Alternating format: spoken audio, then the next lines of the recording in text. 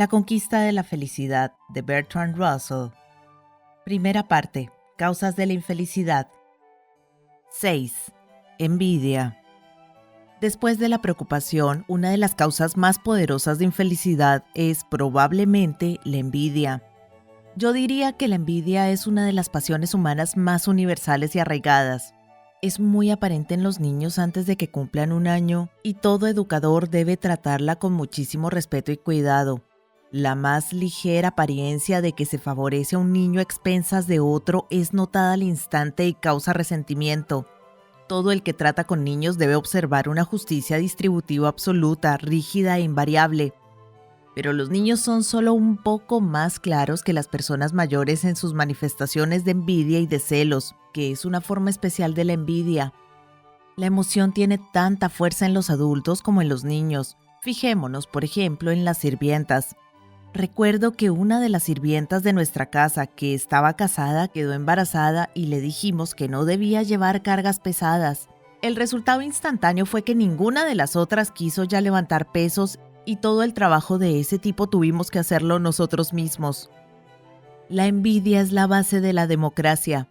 Heráclito afirma que habría que ahorcar a todos los habitantes de Éfeso por haber dicho: ninguno de nosotros estará antes que los demás. El movimiento democrático en los estados griegos debió de inspirarse casi por completo en esta pasión. Y lo mismo se puede decir de la democracia moderna. Es cierto que hay una teoría idealista según la cual la democracia es la mejor forma de gobierno. Yo mismo creo que esta teoría es cierta, pero no existe ningún aspecto de la política práctica en el que las teorías idealistas tengan fuerza suficiente para provocar grandes cambios. Cuando se producen grandes cambios, las teorías que los justifican son siempre un camuflaje de la pasión, y la pasión que ha dado impulso a las teorías democráticas es sin duda la pasión de la envidia. Lean ustedes las memorias de Madame Roland, a quien se representa con frecuencia como una noble mujer inspirada por el amor del pueblo. Descubrirán que lo que la convirtió en una demócrata tan vehemente fue que le hicieran entrar por la puerta de servicio cada vez que visitaba una mansión aristocrática. Entre las mujeres respetables normales, la envidia desempeña un papel extraordinariamente importante. Si va usted sentado en el metro y entra en el vagón una mujer elegantemente vestida, fíjese cómo la miran las demás mujeres. Verá que todas ellas, con la posible excepción de las que van mejor vestidas, le dirigen miradas malévolas y se esfuerzan por sacar conclusiones denigrantes. La afición al escándalo es una manifestación de esta malevolencia general. Cualquier chisme acerca de cualquier otra mujer es creído al instante, aun con las pruebas más nimias. La moralidad elevada cumple el mismo propósito. Los que tienen ocasión de pecar contra ella son envidiados, y se considera virtuoso castigarlos por sus pecados. Esta modalidad particular de virtud resulta, desde luego, gratificante por sí misma. Sin embargo, en los hombres se observa exactamente lo mismo, con la única diferencia de que las mujeres consideran a todas las demás mujeres como competidoras, mientras que los hombres, por regla general, solo experimentan este sentimiento hacia los hombres de su misma profesión. ¿Alguna vez el lector ha cometido la imprudencia de alabar a un artista delante de otro artista? ¿Ha elogiado a un político ante otro político del mismo partido? ¿Ha hablado bien de un egiptólogo delante de otro egiptólogo? Si lo ha hecho, ha puesto 100 contra 1 a que provocó una explosión de celos. En la correspondencia entre Leibniz y Huygens hay numerosas cartas en que se lamenta el supuesto hecho de que Newton se había vuelto loco. ¿No es triste?, se decía uno a otro, que el genio incomparable de Newton haya quedado nublado por la pérdida de la razón. Y aquellos dos hombres eminentes, en una carta tras otra, lloraban lágrimas de cocodrilo con evidente regodeo. Lo cierto es que la desgracia, que tan hipócritamente lamentaban, no había ocurrido, aunque unas cuantas muestras de comportamiento excéntrico habían dado origen al rumor. Entre las características de la condición humana normal, la envidia es la más lamentable. La persona envidiosa no solo desea hacer daño, y lo hace siempre que puede con impunidad. Además, la envidia la hace desgraciada. En lugar de obtener placer de lo que tiene, sufre por lo que tienen los demás. Sí puede privar a los demás de sus ventajas, lo que para él es tan deseable como conseguir esas mismas ventajas para sí mismo.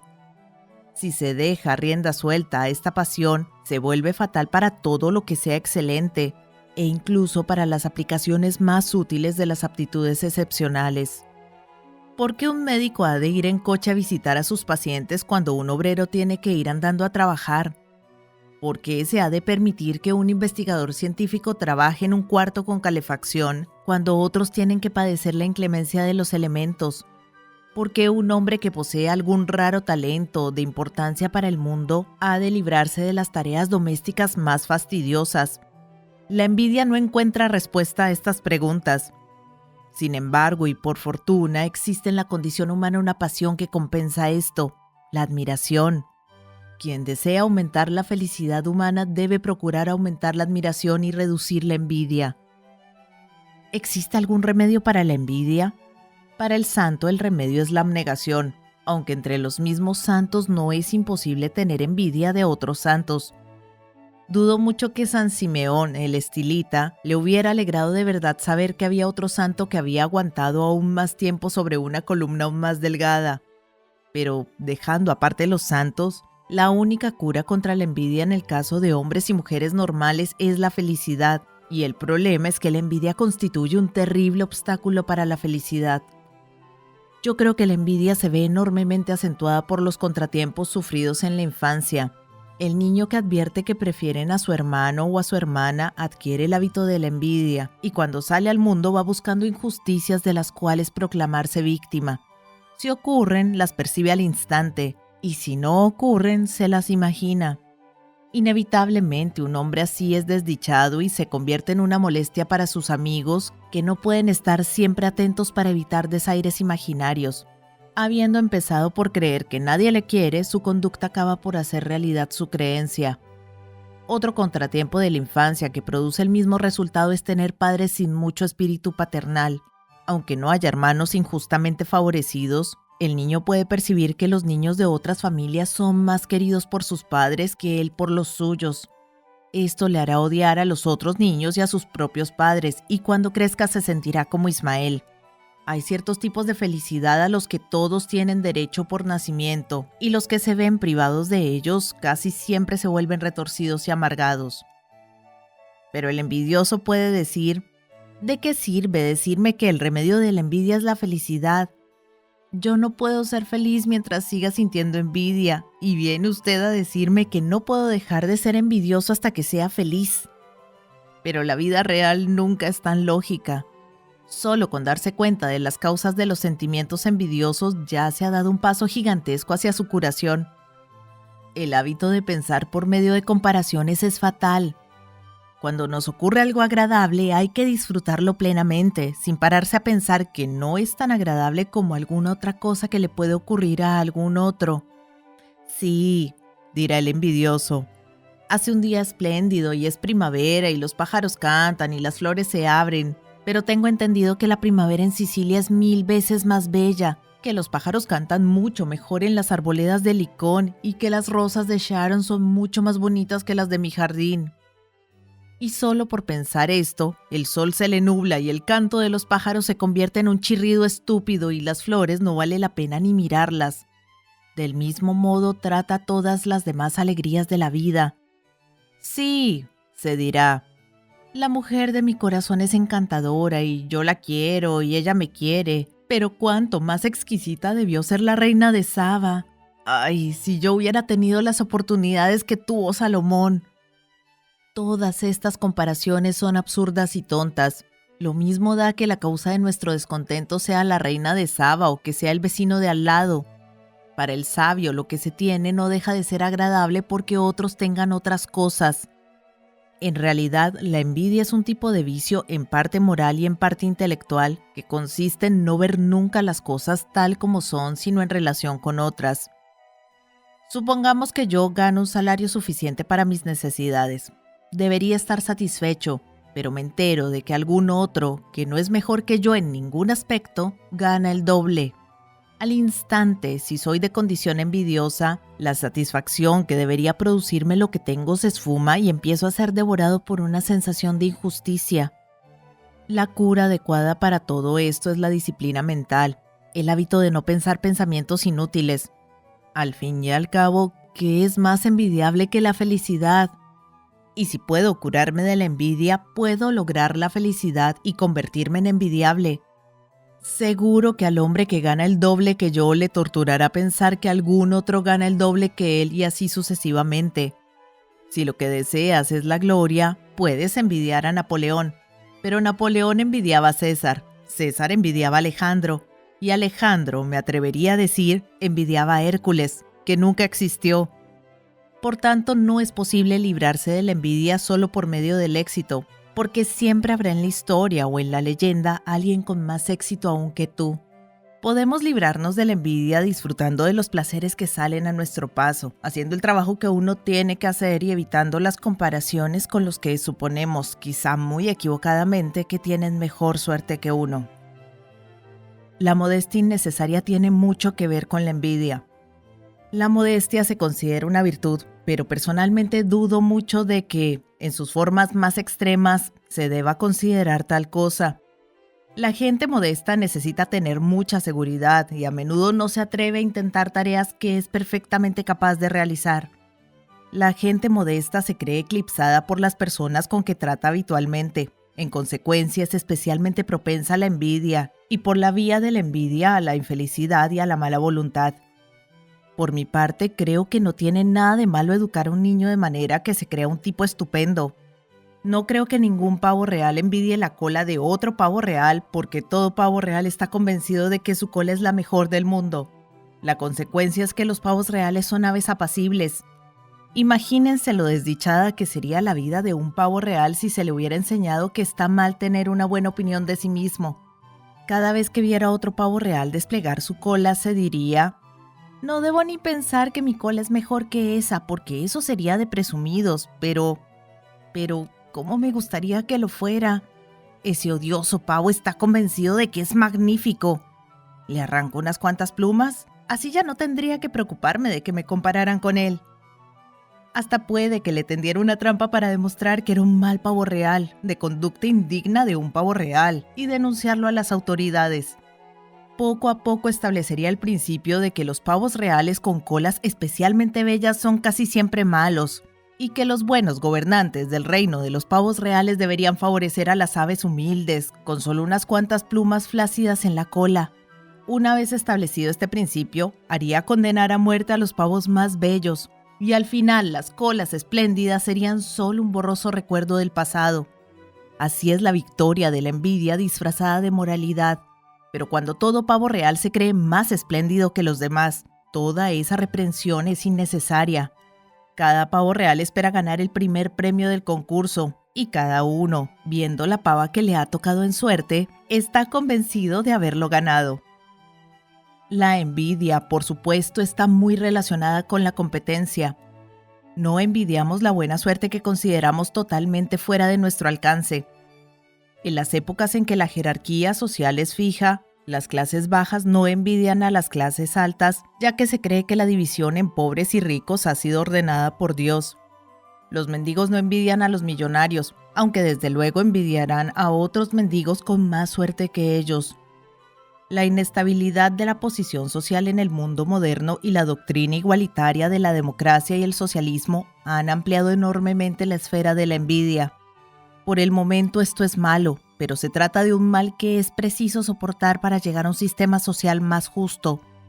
En cuanto se piensa racionalmente en las desigualdades, se comprueba que son injustas a menos que se basen en algún mérito superior. Y en cuanto se ve que son injustas, la envidia resultante no tiene otro remedio que la eliminación de la injusticia. Por eso en nuestra época la envidia desempeña un papel tan importante. Los pobres envidian a los ricos, las naciones pobres envidian a las ricas, las mujeres envidian a los hombres, las mujeres virtuosas envidian a las que sin serlo quedan sin castigo. Aunque es cierto que la envidia es la principal fuerza motriz que conduce a la justicia entre las diferentes clases, naciones y sexos, También es cierto que la clase de justicia que se puede esperar como consecuencia de la envidia será probablemente del peor tipo posible, consistente más bien en reducir los placeres de los más afortunados y no en aumentar los de los desfavorecidos. Las pasiones que hacen estragos en la vida privada también hacen estragos en la vida pública. No hay que suponer que algo tan malo como la envidia pueda producir buenos resultados. Así pues, los que por razones idealistas desean cambios profundos en nuestro sistema social y un gran aumento de la justicia social, deben confiar en que sean otras fuerzas distintas de la envidia las que provoquen los cambios. Todas las cosas malas están relacionadas entre sí, y cualquiera de ellas puede ser la causa de cualquiera de las otras. La fatiga, en concreto, es una causa muy frecuente de envidia. Cuando un hombre se siente incapacitado para el trabajo que tiene que hacer, siente un descontento general que tiene muchísimas probabilidades de adoptar la forma de envidia hacia los que tienen un trabajo menos exigente. Así pues, una de las maneras de reducir la envidia consiste en reducir la fatiga. Pero lo más importante, con gran diferencia, es procurarse una vida que sea satisfactoria para los instintos. Muchas envidias que parecen puramente profesionales tienen en realidad un motivo sexual. Un hombre que sea feliz en su matrimonio y con sus hijos no es probable que sienta mucha envidia de otros por su riqueza o por sus éxitos siempre que él tenga lo suficiente para criar a sus hijos del modo que considera adecuado. Los elementos esenciales de la felicidad humana son simples, tan simples que las personas sofisticadas no son capaces de admitir qué es lo que realmente les falta. Las mujeres de las que hablábamos antes, que miran con envidia a toda mujer bien vestida, no son felices en su vida instintiva, de eso podemos estar seguros. La felicidad instintiva es rara en el mundo anglófono y sobre todo entre las mujeres. En este aspecto, la civilización parece haber equivocado el camino. Si se quiere que haya menos envidia, habrá que encontrar la manera de remediar esta situación. Y si no se encuentra esa manera, nuestra civilización corre el peligro de acabar destruida en una orgía de odio. En la antigüedad, la gente solo envidiaba a sus vecinos porque sabía muy poco del resto del mundo. Ahora, gracias a la educación y a la prensa, todos saben mucho, aunque de un modo abstracto, sobre grandes sectores de la humanidad de los que no se conoce ni a un solo individuo. Gracias al cine creen que saben cómo viven los ricos. Gracias a los periódicos saben mucho de la maldad de las naciones extranjeras. Gracias a la propaganda se enteran de los hábitos nefastos de los que tienen la piel con una pigmentación distinta de la suya. Los amarillos odian a los blancos odian a los negros y así sucesivamente. Habrá quien diga que todo este odio está incitado por la propaganda, pero esta es una explicación bastante superficial. Porque la propaganda es mucho más efectiva cuando incita al odio que cuando intenta promover sentimientos amistosos. La razón, evidentemente, es que el corazón humano, tal como lo ha moldeado la civilización moderna, es más propenso al odio que a la amistad. Y es más propenso al odio porque está insatisfecho, porque siente en el fondo de su ser, tal vez incluso subconscientemente, que de algún modo se le ha escapado el sentido de la vida, que seguramente otros que no somos nosotros han acaparado las cosas buenas que la naturaleza ofrece para disfrute de los hombres.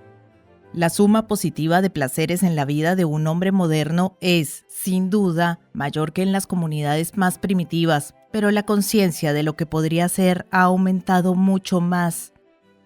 La próxima vez que lleve a sus hijos al parque zoológico, fíjese en los ojos de los monos. Cuando no están haciendo ejercicios gimnásticos o partiendo nueces, muestran una extraña tristeza cansada. Casi se podría pensar que querrían convertirse en hombres, pero no pueden descubrir el procedimiento secreto para lograrlo. En el curso de la evolución se equivocaron de camino, sus primos siguieron avanzando y ellos se quedaron atrás. En el alma del hombre civilizado parece haber penetrado parte de esa misma tensión y angustia. Sabe que existe algo mejor que él y que está casi a su alcance, pero no sabe dónde buscarlo ni cómo encontrarlo. Desesperado, se lanza furioso contra el prójimo, que está igual de perdido y es igual de desdichado. Hemos alcanzado una fase de la evolución que no es la fase final.